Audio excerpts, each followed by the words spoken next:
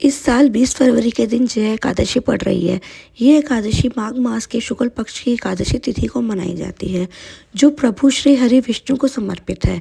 उदया तिथि के अनुसार 20 फरवरी के दिन जया एकादशी का व्रत रखा जाएगा और पूरे विधि विधान के से विष्णु भगवान की पूजा अर्चना की जाएगी। श्री हरि को प्रसन्न करने के लिए यह दिन महत्वपूर्ण है। मान्यताओं के अनुसार जया एकादशी के व्रत रखने से जातक की सभी मनोकामना पूर्ण हो जाती है। इसलिए आइए जानते हैं जया एकादशी की सही तिथि, शुभ मुहूर्त, पूजा विधि और व्रत पारण का समय। पूजा विधि: स्नान आदि कर मंदिर की साफ सफाई करें, भगवान श्री हरि विष्णु का जलाभिषेक करें, प्रभु का पंचामृत सहित गंगा जल से अभिषेक करें। अब प्रभु को पीला चंदन और पीले पुष्प अर्पित करें। मंदिर में घी का दीपक प्रज्वलित करें। संभव हो तो व्रत रखें और व्रत लेने का संकल्प करें। जया एकादशी की व्रत कथा का पाठ करें। ओम नमो भागवते वासुदेवाय मंत्र का जाप करें। पूरी श्रद्धा के साथ भगवान श्री हरि विष्णु और लक्ष्मी जी की आरती करें। प्रभु को तुलसी दल सहित भोग लगाएं। अंत में क्षमा प्रार्थना करें। जया एकादशी व्रत कथा कहानी। एक बार अर्जुन ने भगवान श्री कृष्ण से प्रश्न करते हैं, हे भगवान, अब कृपा कर मुझे माघ मास के शुक्ल पक्ष की एकादशी का क्या महत्व है, विस्तार पूर्वक बताएं। माघ शुक्ल पक्ष की एकादशी में किस देवता की पूजा करनी चाहिए तथा इस एकादशी व्रत की कथा क्या है, उसके करने से किस फल की प्राप्ति होती है, श्री की बताएं। भगवान श्री कृष्ण कहते हैं, हे अर्जुन, माघ मास के शुक्ल पक्ष की एकादशी को जया एकादशी कहते हैं। इस दिन उपवास रखने से मनुष्य, भूत, प्रेत, पिशाच आदि की योनि से छुटकारा मिल जाता है। इस दिन विधि पूर्वक उपवास व्रत करना चाहिए। अब मैं तुमसे जया एकादशी व्रत की कथा कहता हूँ। एक समय की बात है, नंदन वन में उत्सव का आयोजन हो रहा था। देवता, ऋषि, मुनि सभी उस उत्सव में मौजूद थे। उस समय गंधर्व गा रहे थे तथा गंधर्व कन्या नृत्य कर रही थी। इन्हीं गंधर्वों में एक माल्यवान नाम का गंधर्व भी था, जो बहुत ही सुरीली गाता था।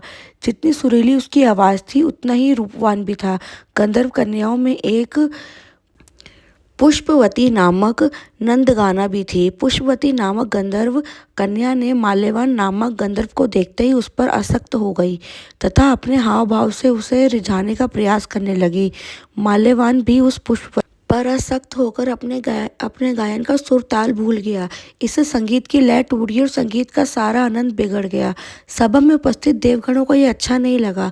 माल्यवान के इस कृत्य से इंद्र भगवान नाराज होकर उन्हें श्राप देते हैं कि स्वर्ग से वंचित होकर मृत्यु लोक में पिशाचों सा जीवन भोगो, क्योंकि तुमने संगीत जैसे पवित्र साधना का तो अपमान किया ही है, साथ ही सभा में उपस्थित गुरुजनों का भी अपमान किया है।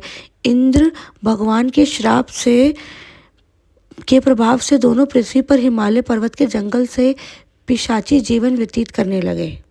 पिशाची जीवन बहुत ही कष्टदायक था। दोनों बहुत दुखी थे। एक बार माघ के शुक्ल पक्ष की जया एकादशी के दिन संयोगवश दोनों ने कुछ भी भोजन नहीं किया और ना ही कोई पाप कर्म किया।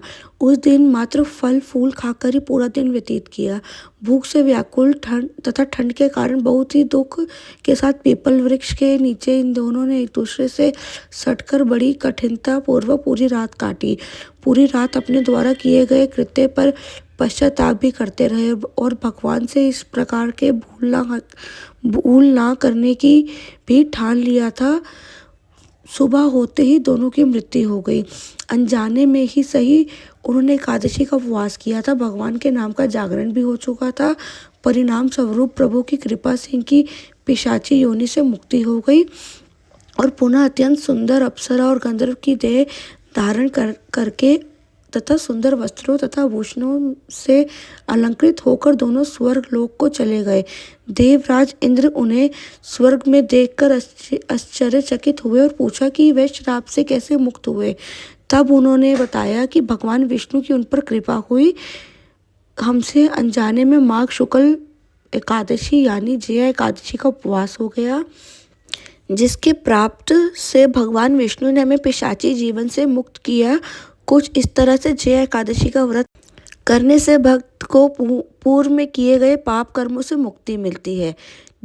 उपाय: जया एकादशी के दिन भगवान विष्णु को आशीर्वाद पाने के लिए विष्णु चालीसा का पाठ करें। प्रभु को गुड़ और चने की दाल का भोग लगाएं। जो लोग जया एकादशी का व्रत रखेंगे वो 20 फरवरी के दिन रखा जाएगा और 21 फरवरी के दिन बुधवार को सुबह 6:55 से सुबह 9:11 के मध्य कभी भी व्रत का पारण कर सकते हैं।